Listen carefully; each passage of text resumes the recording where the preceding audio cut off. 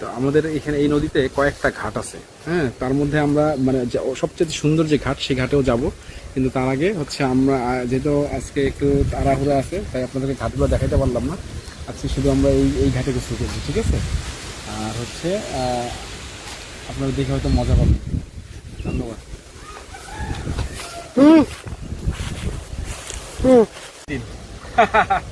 নদীতে গোসল করার মজাই আলাদা। যারা গ্রামে আসেন না তারা এটার মজা বুঝতে পারবেন না। আগে একটা ডুব দিয়ে দিই, ঠান্ডা পানি, ঠান্ডা, প্রচুর ঠান্ডা, একটা ডুব দিয়ে দিই। ও কলিজা ঠান্ডা হয়ে গেল। প্রচুর বাতাস, ঝড় আসতেছে,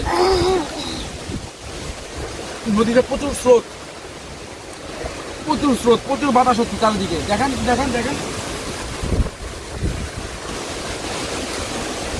এর মধ্যে নামছি গোসল করতে। এখানে যে যাবো এনার্জি পাচ্ছি না, সারা দিন জার্নি করছি, তারপরেও একটু সাঁতরা দেখাই।